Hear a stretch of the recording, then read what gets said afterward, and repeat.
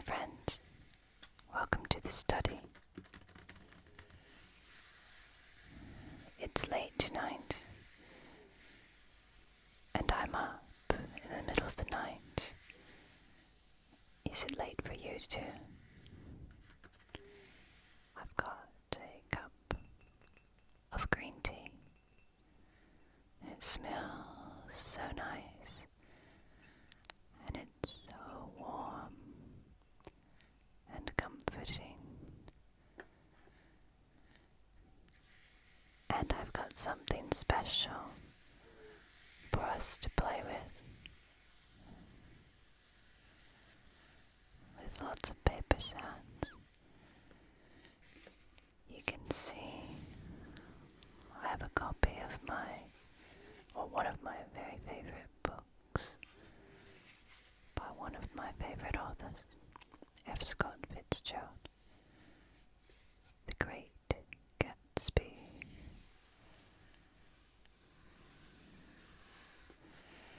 And I've got a book of fashion paper dolls from The Great Gatsby by Eileen Radisson Miller.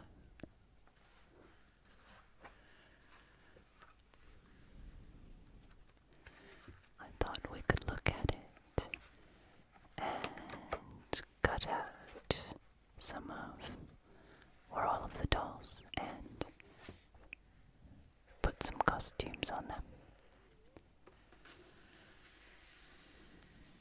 If you don't already know, Fitzgerald's novel, The Great Gatsby, it's something I highly recommend reading. It's one of the great novels of the Jazz Age.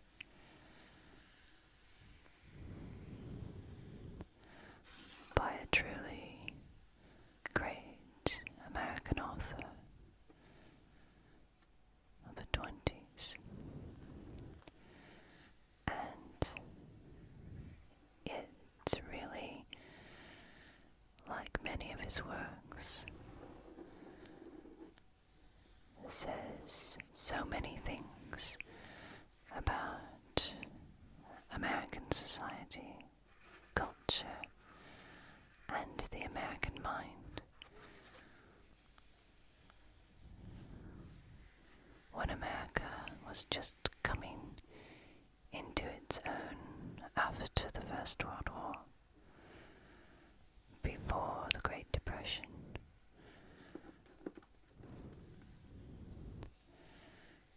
there was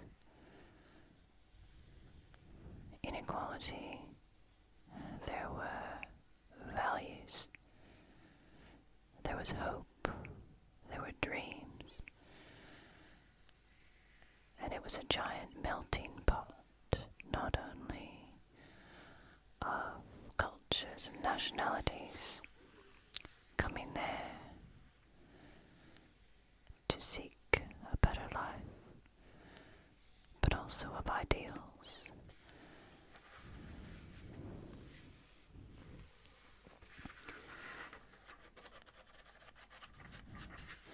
And we see this book's a little bit smudged, and I've tried to remove the smudges with my special paper erasers. I've been unable to move that dirt.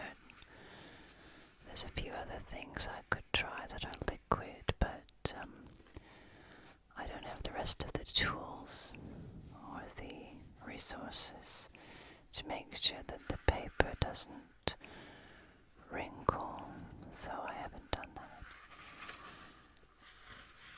So I thought I'd read the first few lines of Great Gatsby.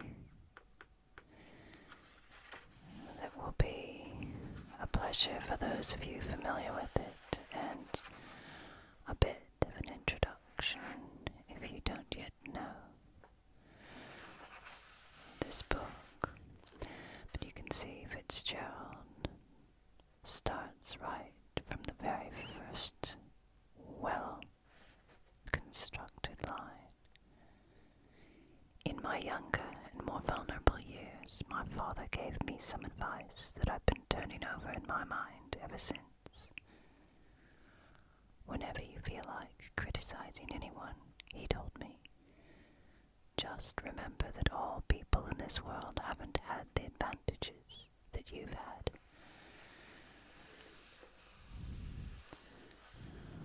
Like so many lines in this book, this is a truism that always comes to my mind as well. He didn't say any more, but we've always been unusually communicative in a reserved way, and I understood that he meant a great deal more than that. In consequence, I'm inclined to reserve all judgments, a habit that has opened up many curious natures to me, and also made me the victim of not a few veteran bores.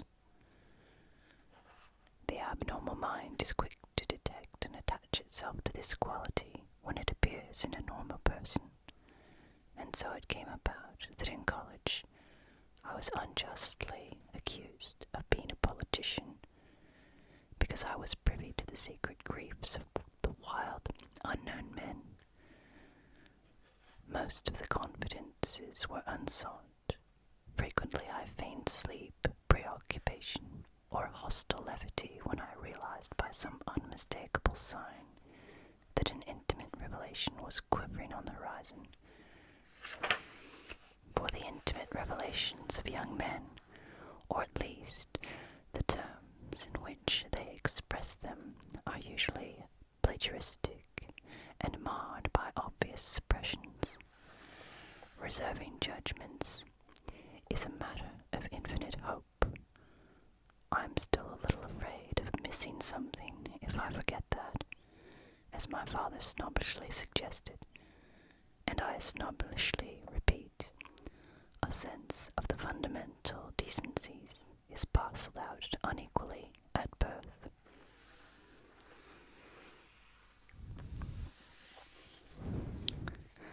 Let's have a look at our paper dolls that have all of our favorite Gatsby characters in them.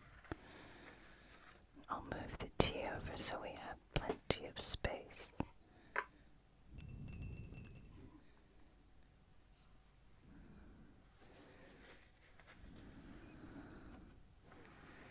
This is our background. It looks like Gatsby's mansion and the pool. Most likely the pool in which he met his untimely demise.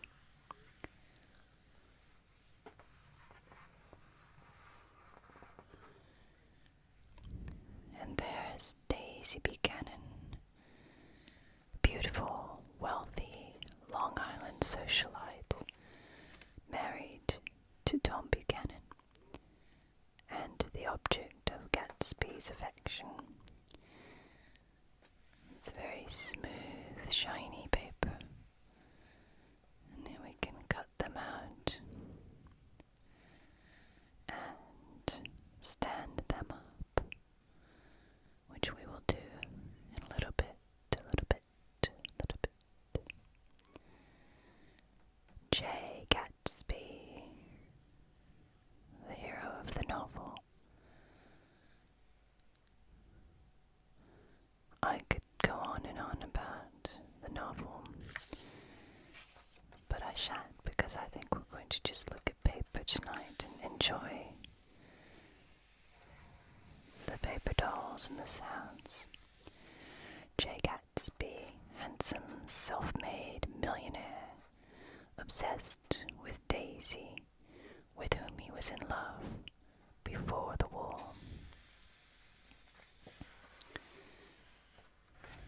And there's the back, which is matte finish, and some more characters. All our main characters: Tom Buchanan, Daisy's philandering husband, wealthy physically powerful and likes to play polo. And his mistress, Myrtle Wilson, Tom's girlfriend, desperate to escape an unhappy marriage that lacks the wealth and status she wants, which leads to tragic consequences.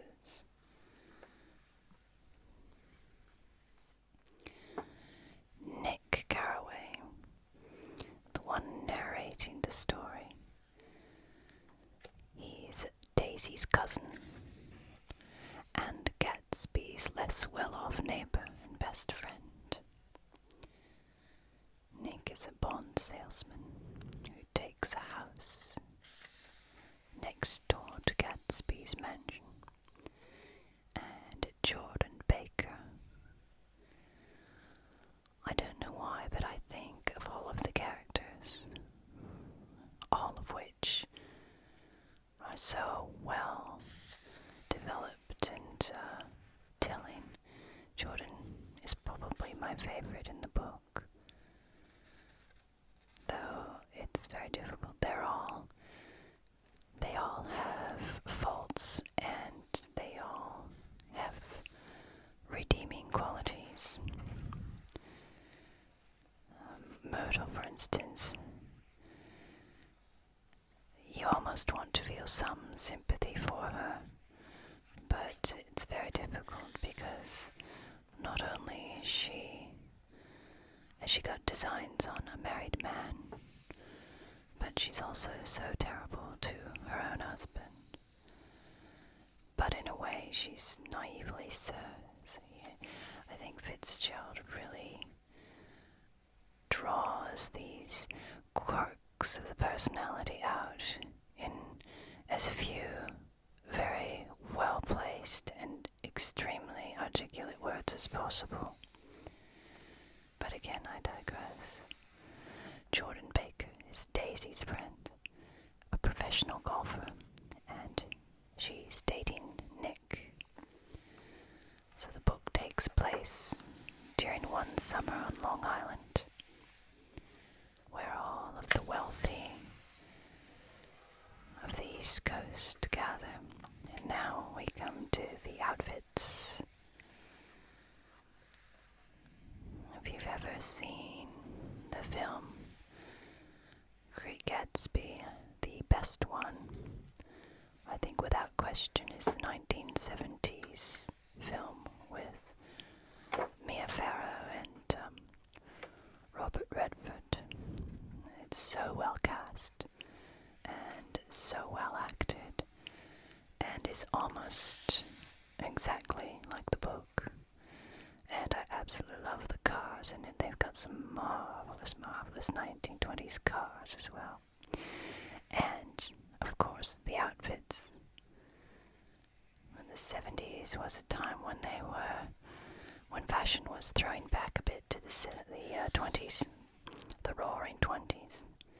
So you would get some wonderful outfits in that film. Here's one that I think I recognize from that film. Daisy's lavender chiffon, and she comes to see Gatsby for tea, meet him for the first time since before the war. Now we have a blue and white summer outfit with the 1920s bucket hat. This lovely one with the dropped waistline. There, yellow and pink flowers and soft lines, scalloped dropped waist. And here another dropped waist, bucket hat, string of pearls.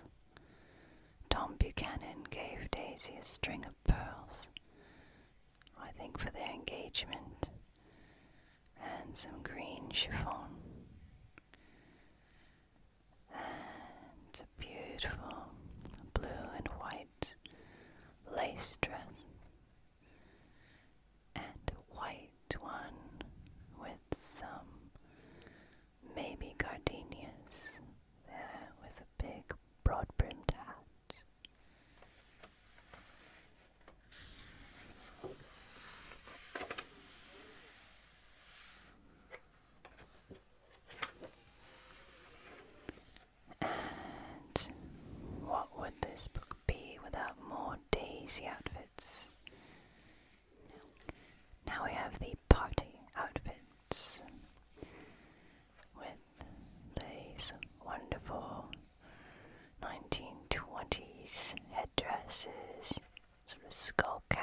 jewels and flapper dresses. Look at that, with beading in Art Deco patterns. Is it marvelous? I love these gold and black colors. And a trailing chiffon there as well. And here, a nice 1920s style headband with flowers and beads.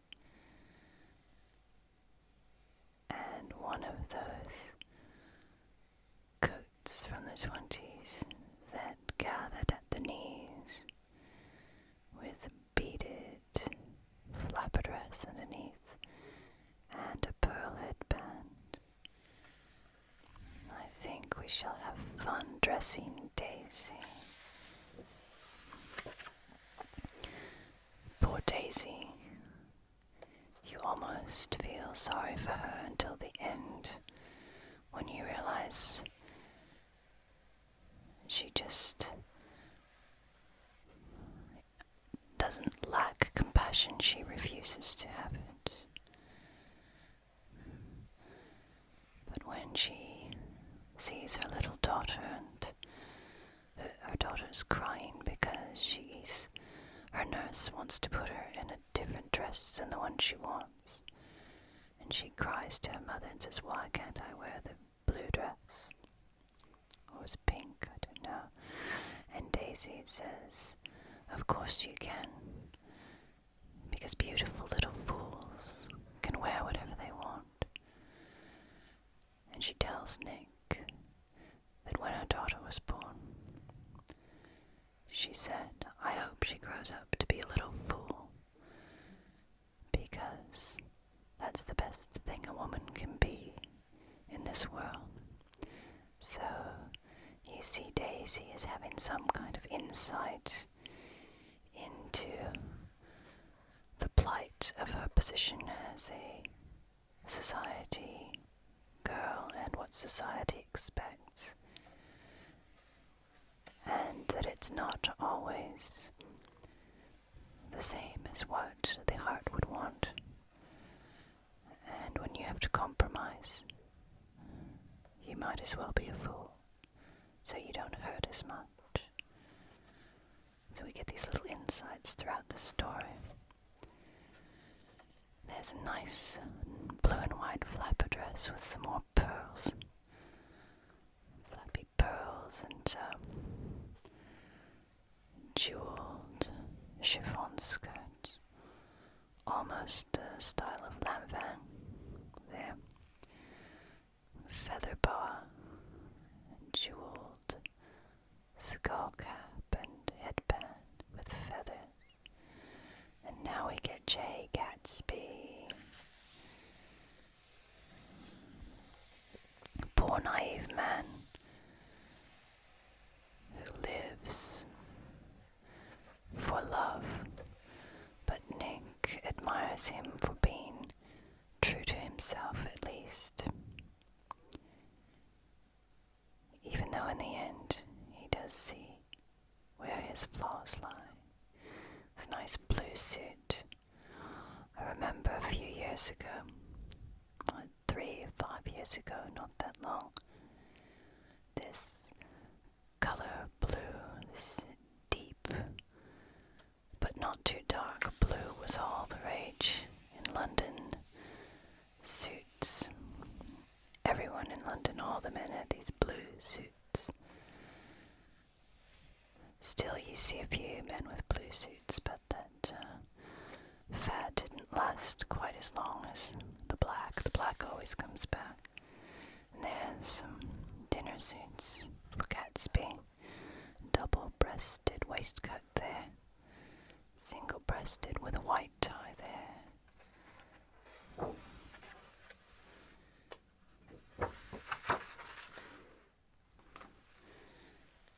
Some more clothes for Gatsby's infamous pink suit that Tom makes fun of him for wearing. And a white suit with double-breasted jacket and watch chain. White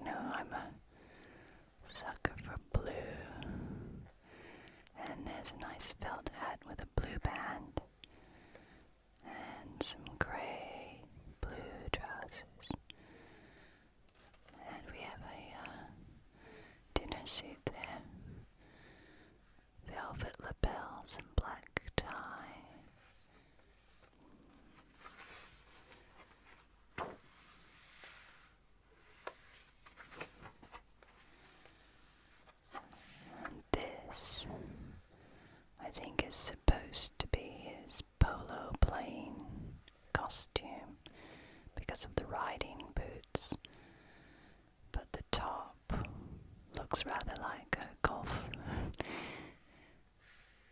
but we get the idea. He's a man of leisure. Here's his white tie and tails, champagne. Another white tie and tails. So one of those is for Nick. I think that one's Tom and this one's Nick. I've got the in there. And Myrtle. There's something sleazy about Myrtle, even though it's hard to condemn her outright. This very colorful chiffon, fluffy outfit, and red, of course, with gold bracelets, and a nice conservative dress like one that she probably wore when she lived over the service station with her husband.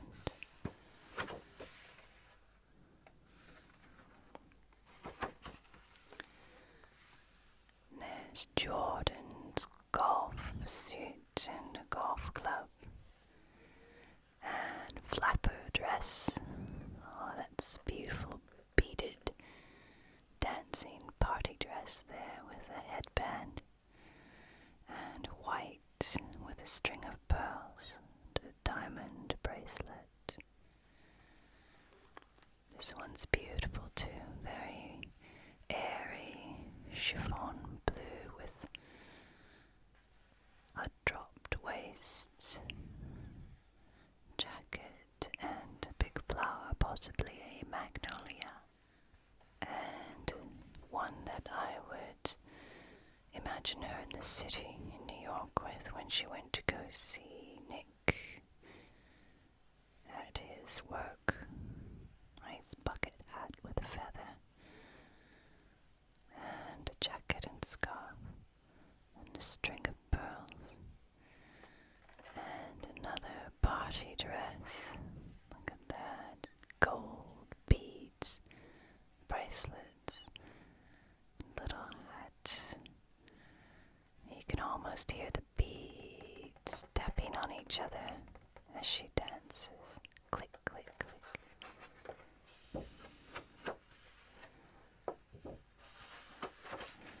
And last we have some more clothes for Nick. His nice brown suit, as he was, quote, a struggling pawn salesman.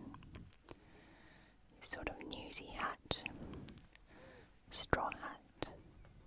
And there's a nice one with a nice striped headband. So you have to cut there to put his head in there onto the doll. And there's his dinner jacket and champagne. So one we had with tails, and this one's without tails. So it depends on the formality of the occasion, whether you want a white or black tie and a tails or dinner jacket. And there is the rest of the scene at Gatsby's house. So the first thing we'll do is take the pages out of the book with this.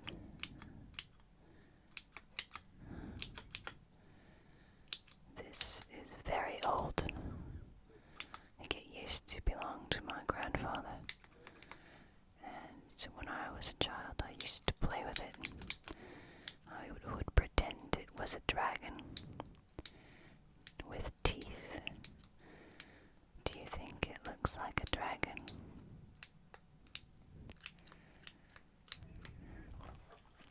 So I'm going to try and loosen the staples to take them out.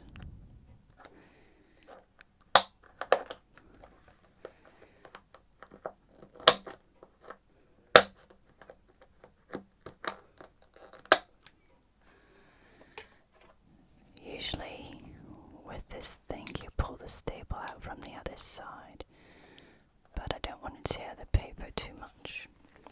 So I started from that side, and now we can move on to this side.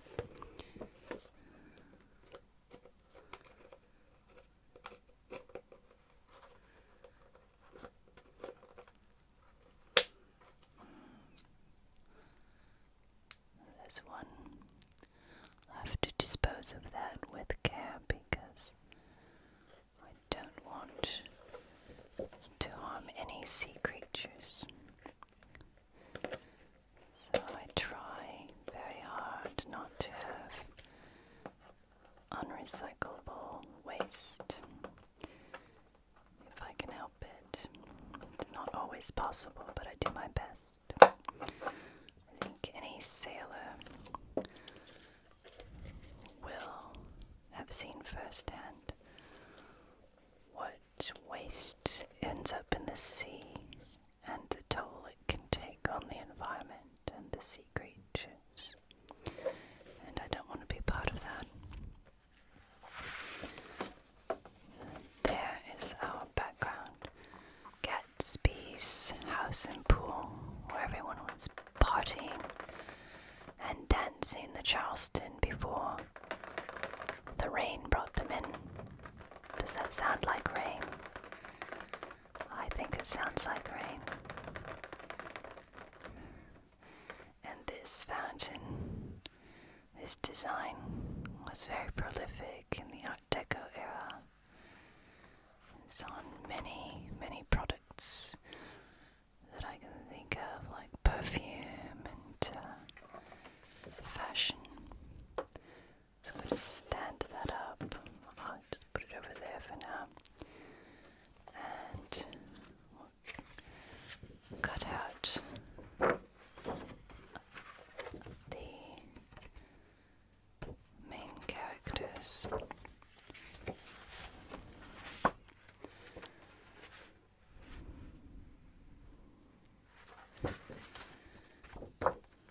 So we have Daisy and Gatsby, Tom and Myrtle, and Nick and Jordan. So let's start with Daisy and Gatsby.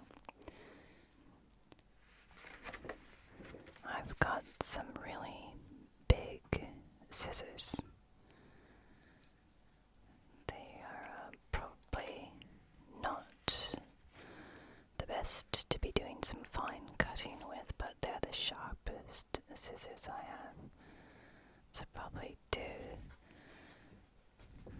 the initial cutting out the shapes, and then I'll get some other small scissors for the fine details. So I'll start by separating.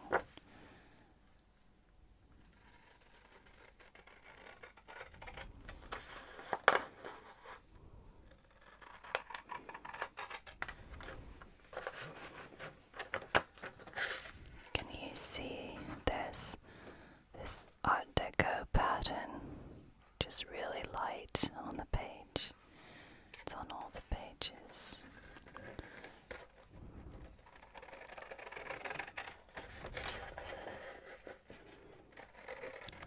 The 20s must have been a very exciting time to be alive.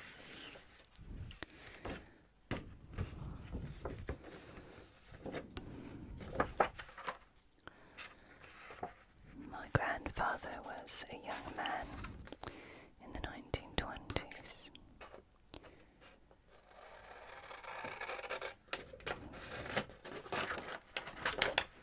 And when I was little, he taught me how to do the Charleston.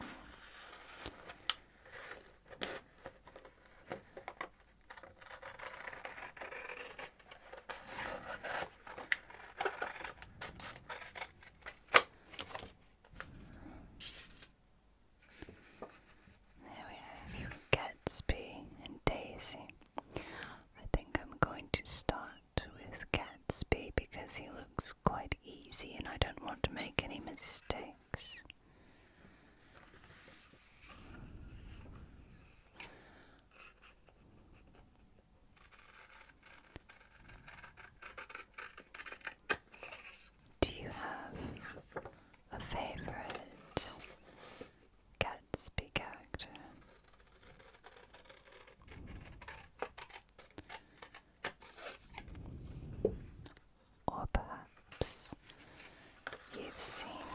one of the films.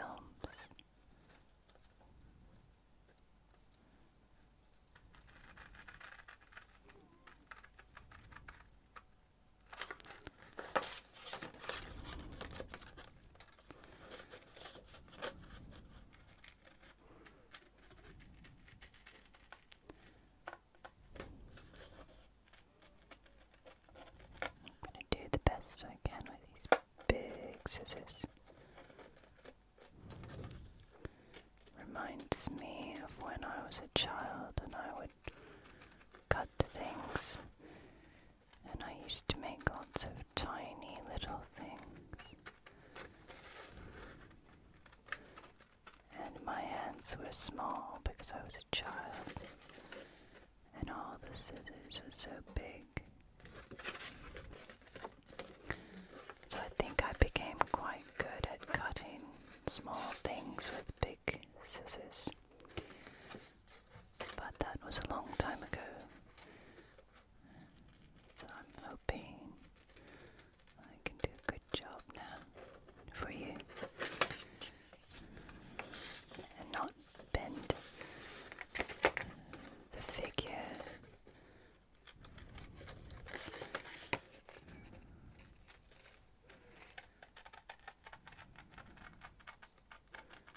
Do you like that sound? It is quite nice, the paper cutting sound. And it's bringing back a lot of memories for me as well. I think another memory I have with scissors is when I was about, I don't know, two years old. My mother used to put a lot of newspapers and scraps from magazines on the table with some scissors and some glue, and she said I could cut and paste. So I would sit there cutting pieces of paper out and pasting them. I think I'm going to cut that off there so I have a better angle.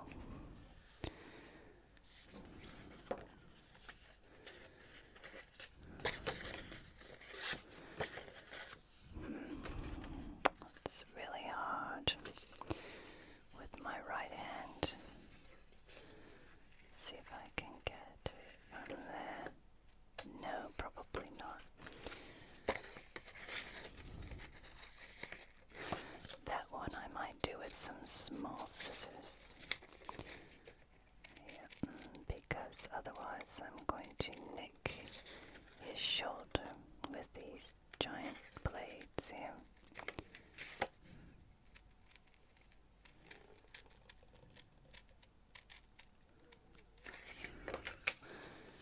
I thought Robert Redford did a really great characterization of Gatsby in the 1970s movie.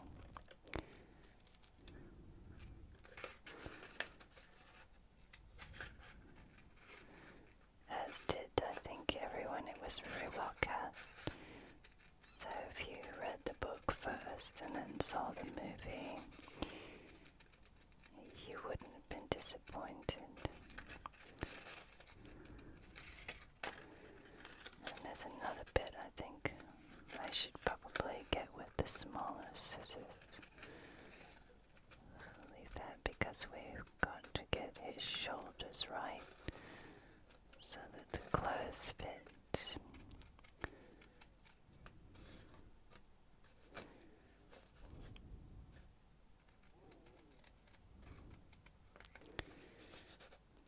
It's just a good thing there aren't too many straight lines, because I don't think I could make a very good straight line.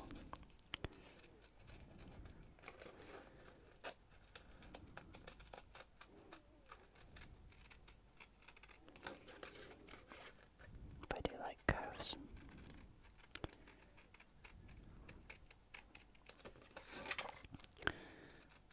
Like, there's a nice line there for this figure. You just almost want to cut off.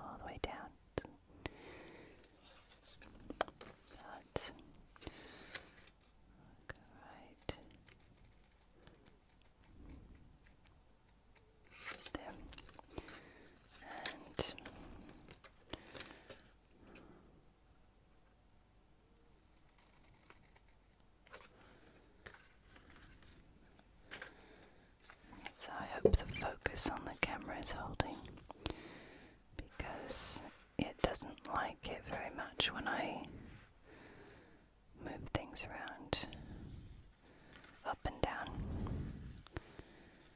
So there we've got Jay Gatsby. Let's just see if I can get his ear one more time.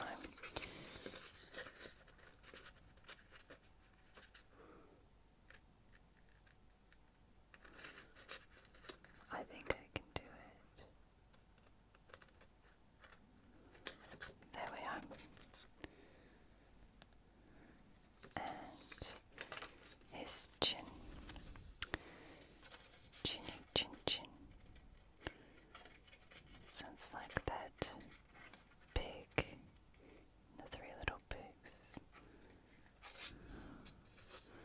I'll huff and I'll puff and I'll blow your house down.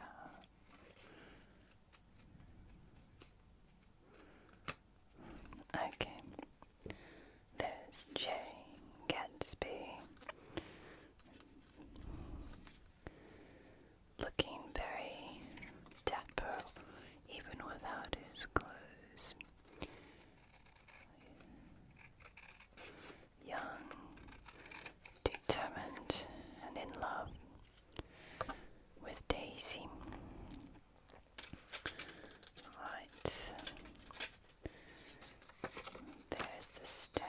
I think I'll save that bit as well.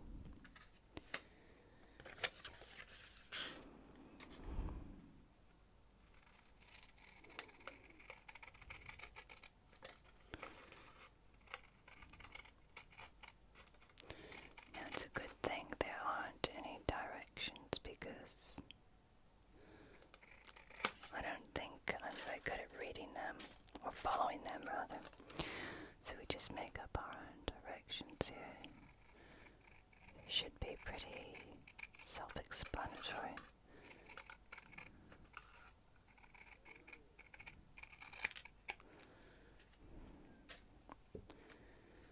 And one more, just for good measure.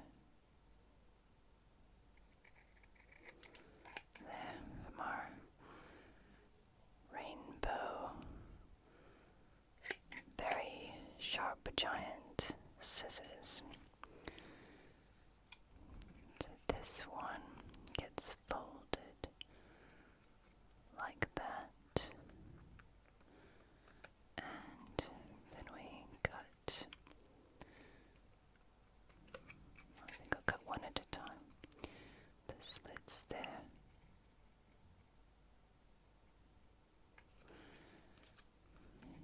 That was very quiet, you couldn't hear that. Get my fingers out of there too. Haven't yet had blood on the desk, so I don't want to start now. Okay.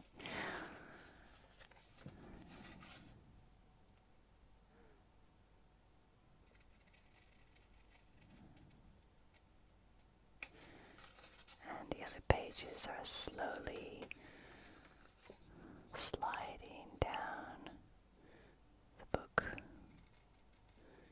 You can see them. Here they come. Ah! Let's put those over there. Let's see if we can stand him up.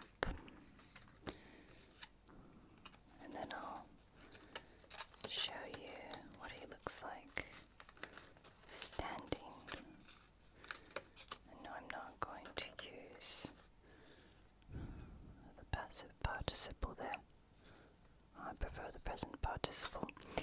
And they're very floppy, these characters, so I don't think they are on stiff enough paper. Anyway, I'll stand him up and show you. And there is Jay Gatsby by the pool, waiting to get dressed.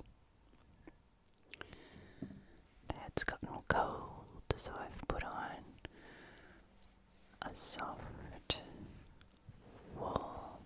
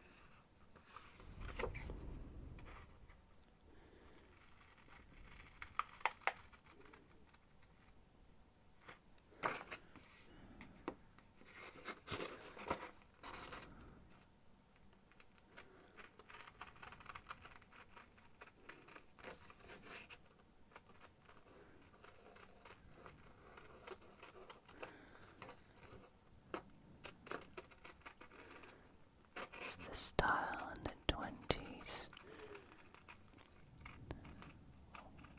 had been influenced somewhat by the Art Nouveau long curves and the long line for women, which in the Vienna school was said to represent a kind of infertility, so non-curvy, as it were. So I'm just going to cut this roughly because I want to get a good angle for the details.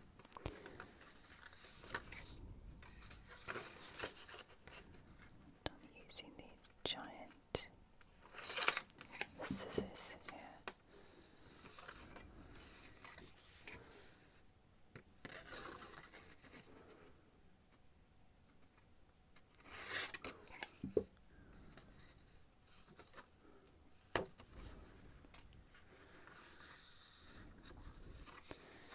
And I'll get back to that hand.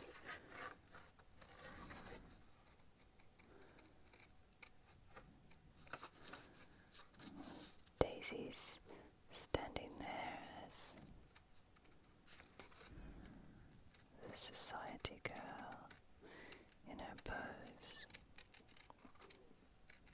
And she met Gatsby when she was a young debutante in a wealthy family, and he was a young officer about to go off to war.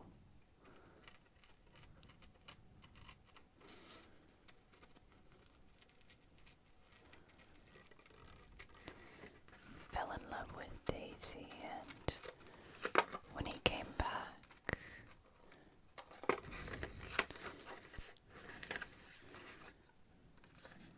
he realized he had to reinvent himself so that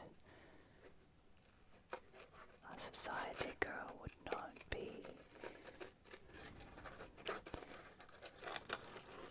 forbidden to marry him because he was not from a well-to-do society family.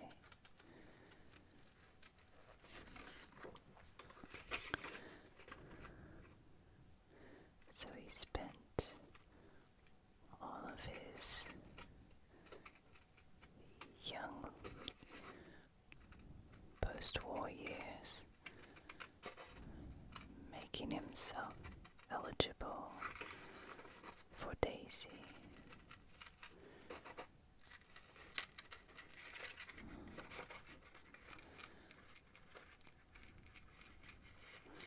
So much so that became his entire identity. Not knowing that although she loved him, she had to fulfill her duty and marry into society.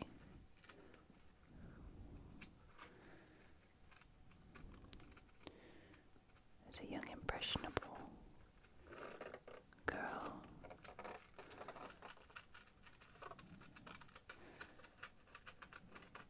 she met Tom Buchanan and married him.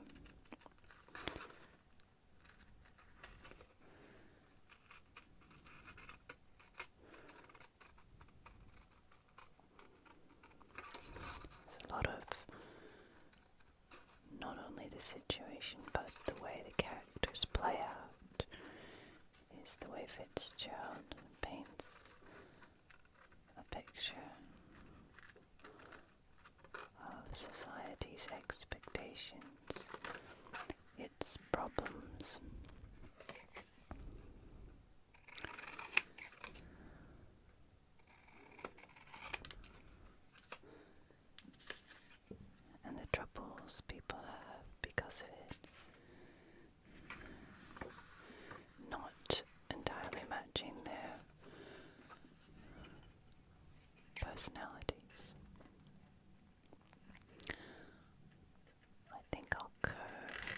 fingers a little bit.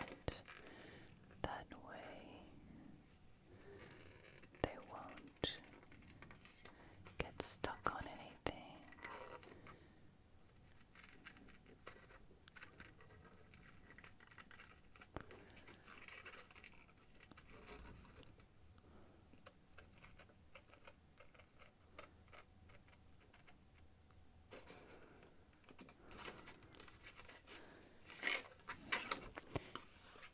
Do you like to cut paper? Or perhaps you're good at cutting shapes, or you've had paper dolls at some time in your life, or paper airplanes.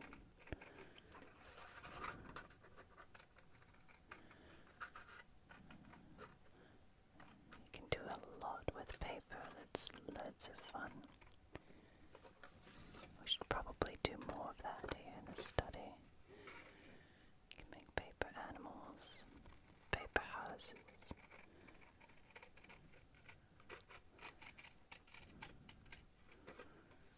vehicles.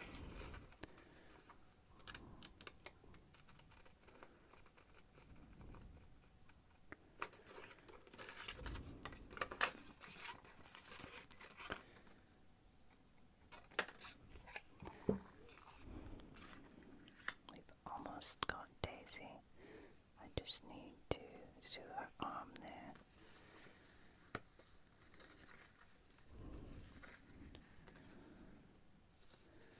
That might be difficult with right-handed scissors, but I'll see what I can do.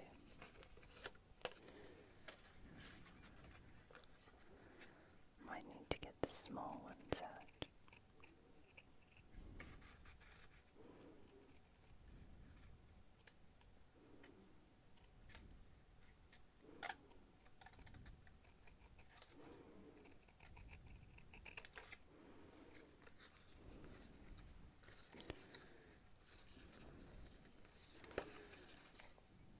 Again, I think I'm going to leave some white, just a little white there.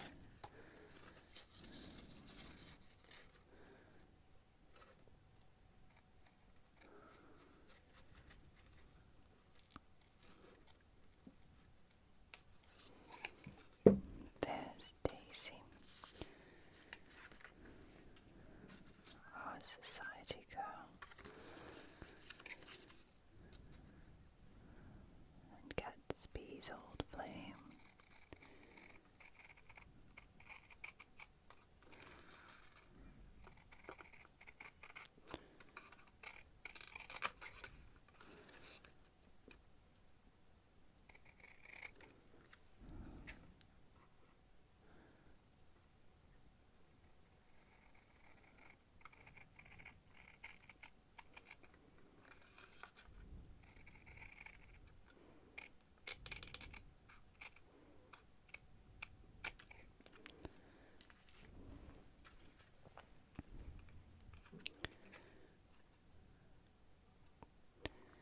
It's going to be a cloudy day today with a little bit of rain.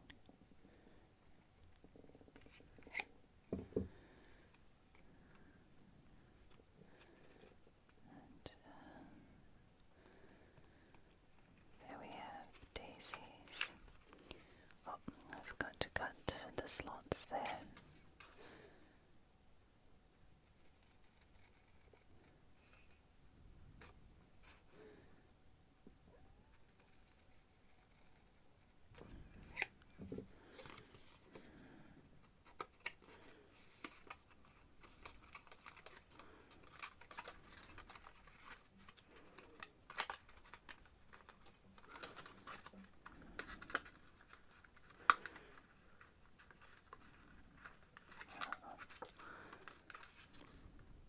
Set her up next to Gatsby and give you a look. There are two main characters, Gatsby and Daisy. And you can see it's starting to get light outside.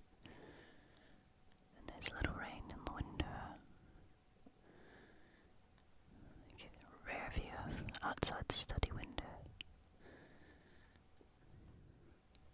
So let's dress our characters.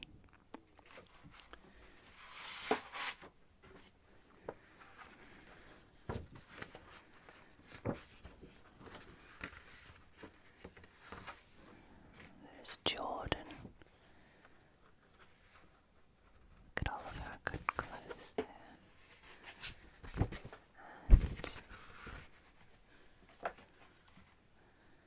I think Gatsby's and Daisy's are here.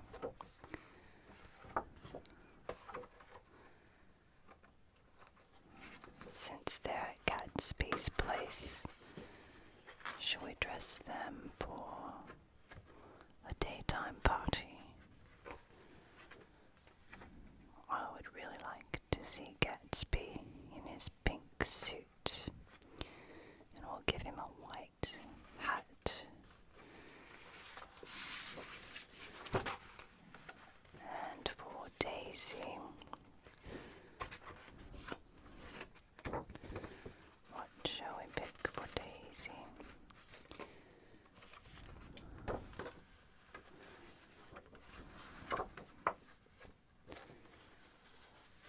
That's a tough choice. She's got so many pretty things.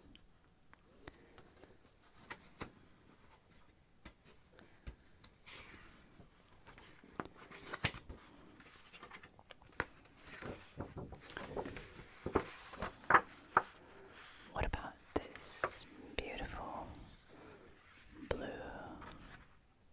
dress with the flowers on it? Or should we look at something more flapperish? This might work with a boa. We've got to get something matching Gatsby's daytime suit. Although these are very 1920s, aren't they? Good for a party.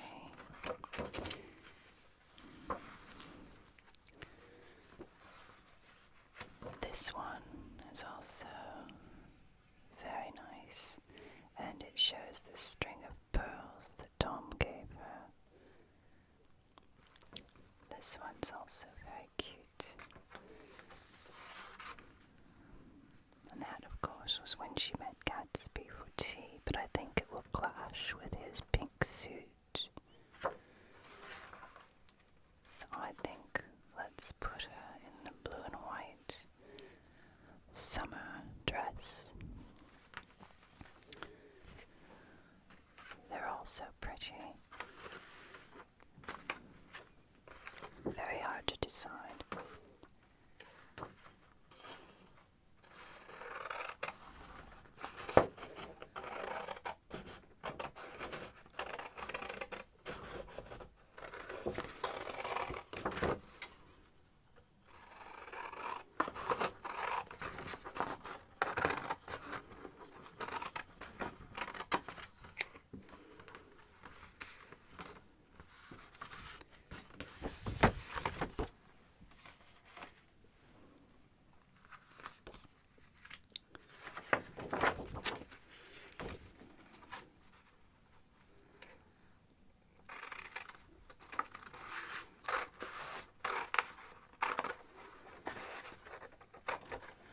This is a nice shiny card as well.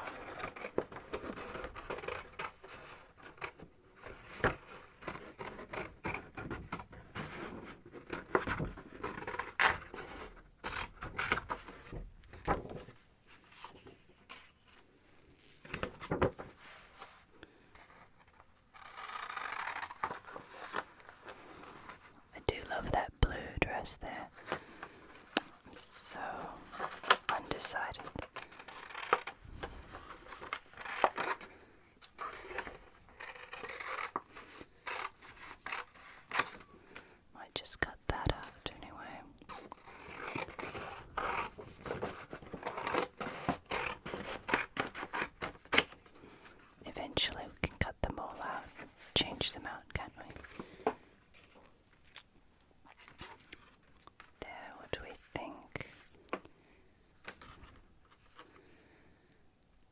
is a bit rainy today, but not in Long Island.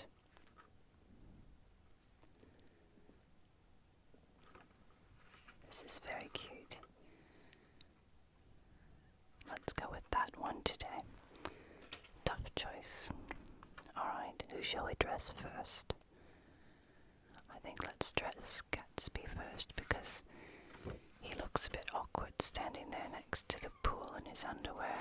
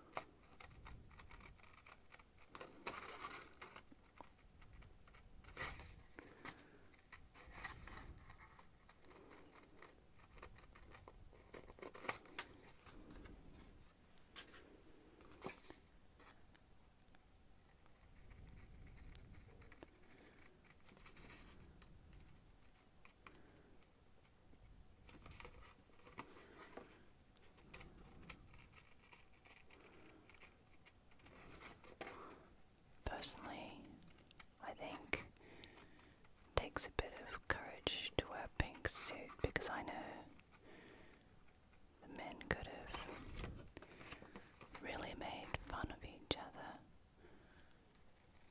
And Gatsby was showing partly that he didn't care, but also how much he wanted to fit in by wearing expensive clothes.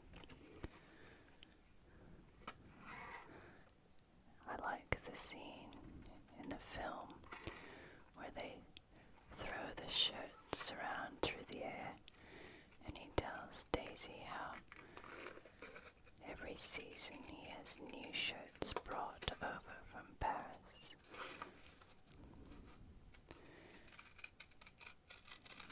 And one has the impression that all of this frippery and expensive lifestyle is not really who he is. It's just what he knows he has to do to get Daisy.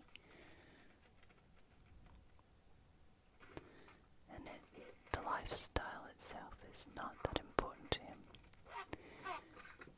It's getting Daisy, being worthy of Daisy is what he's interested in.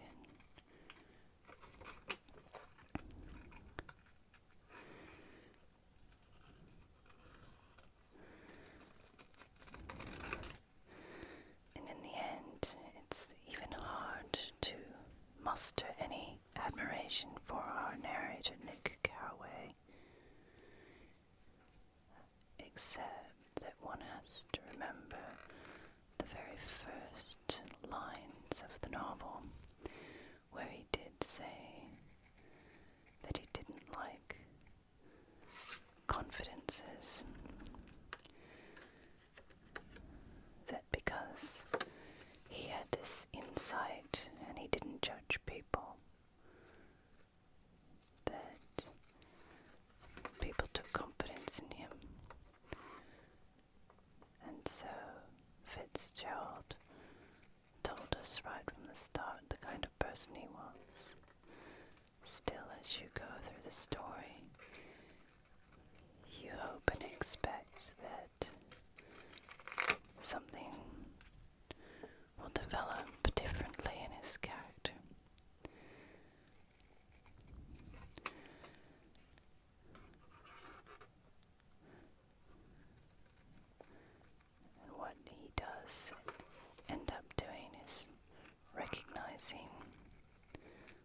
qualities in the people he's around. But there's also the sense of not only being aloof from everything, not being part of the world he's observing, but also the powerlessness to change any of the things that he sees happening. He just has this quiet acceptance, or rather resignation, which is probably coming from what he calls his lifelong propensity to be confided in by people, by everyone, including people he really doesn't like.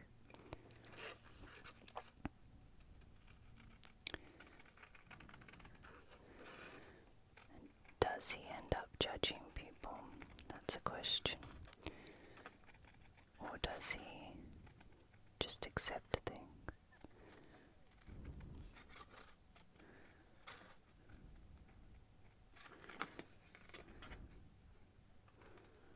It's so lovely to sit here in the early morning with you and cut out paper dolls and talk of the Roaring Twenties. Shall we put Gatsby's suit on him and then cut out his hat? Do you like that pink suit? His watch chain there. As a female, as a girly girl, I think it's a gorgeous color. And for a man, I think it's fine. I love it. There we are. Jay Gatsby in his pink suit. I think this Gatsby is possibly looking a little bit more like Leonardo DiCaprio than Robert Redford, but they both carried it off well in the films.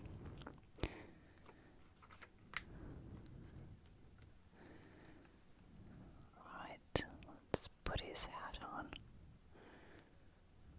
He is having a bit of trouble standing up, so I have to lean him against his house. Alright.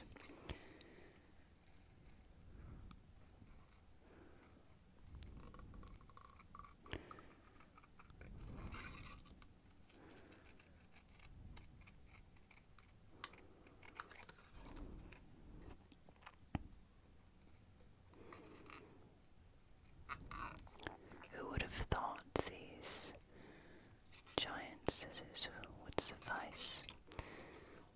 It's like being a child again, playing with the large adult things. The things that were too big for your hands, and too big for your toys, but you made them work, you made two.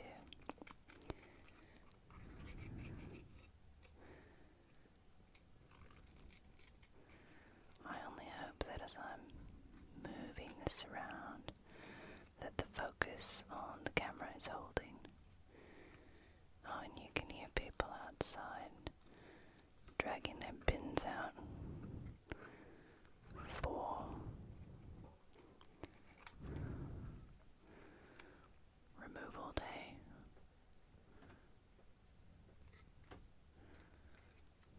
Just get that nice and tight there.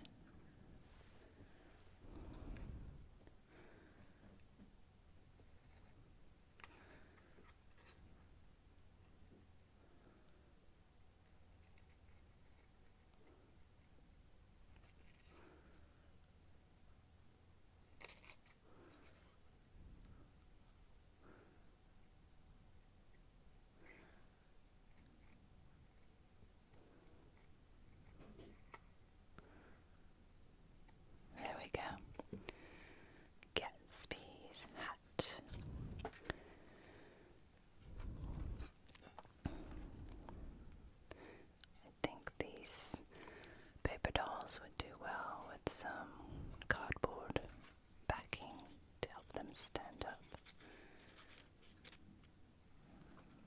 There's our J. Gatsby. I think his hat looks a bit awkward. It's a bit too big. Don't think there's anything I could do without it making it fall off his head. It's his curl there that's catching it and then goes over his head. I think there we go. How's that?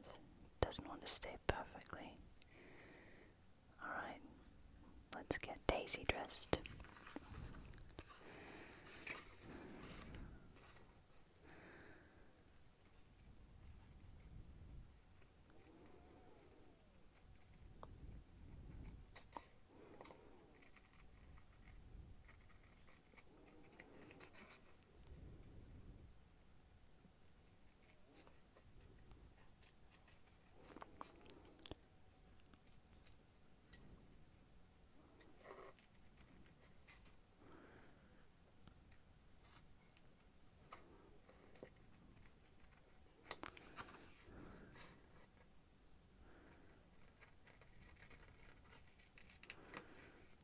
It's kind of nice being up early in the morning, watching all of the creatures awakening,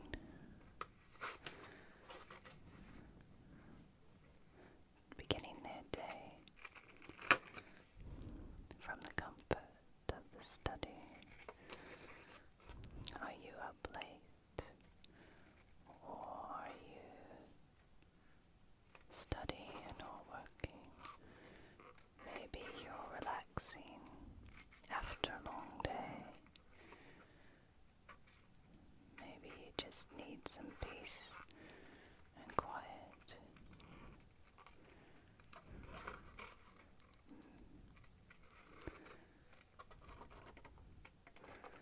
Well, no matter what time of day it is for you, the study's always open. There's always things to play with in here. Interesting things to learn about. And nice sounds.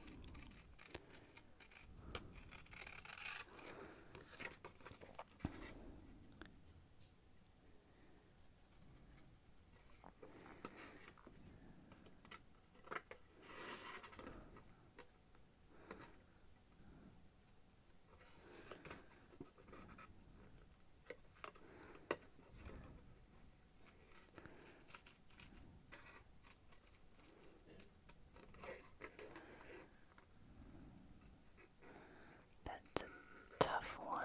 That's a very tiny little spot.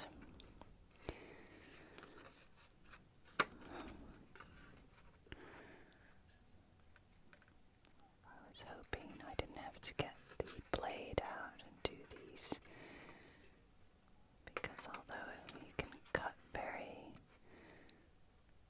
small with that, you don't have as much control with it to do nice lines.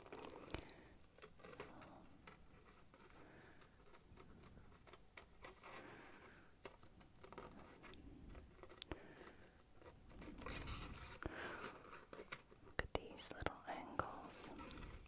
Try and do the best I can here. Make sure Daisy's dressed properly.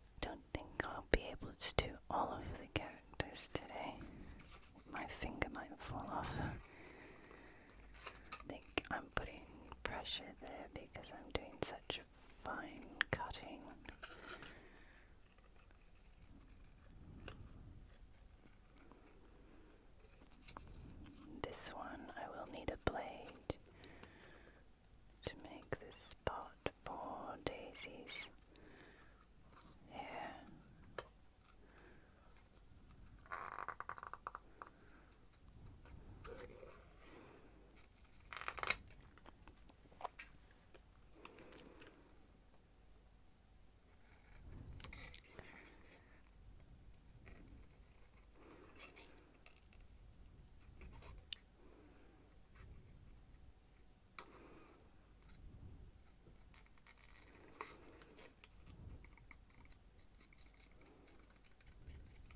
Oh, you made a little mistake there.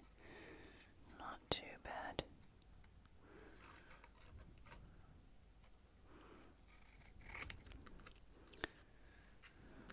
No, it still looks alright. Get in these tiny, tiny angles there.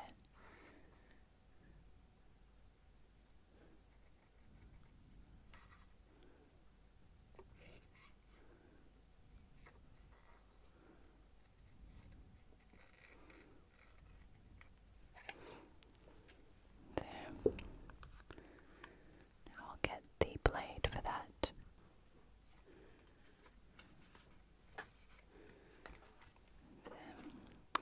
The fountain has started outside. The birds. I'll open the window so we can hear.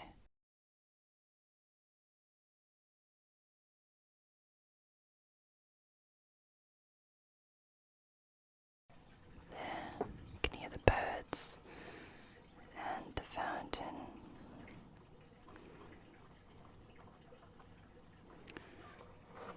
And a dog out for his morning constitutional. There we are. Alright, let's dress Daisy.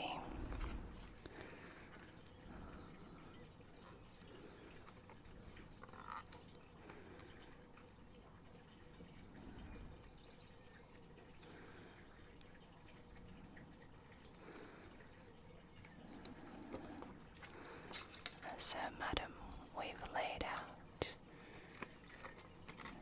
your summer suit so you can go visit Mr. Gatsby, and a hat, a matching hat. Or we can also use some cars. Outside there. Now, don't think it's cut quite through.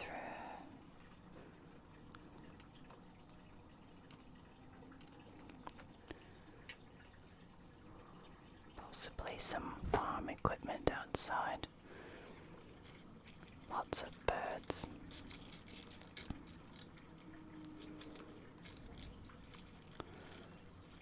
There we are.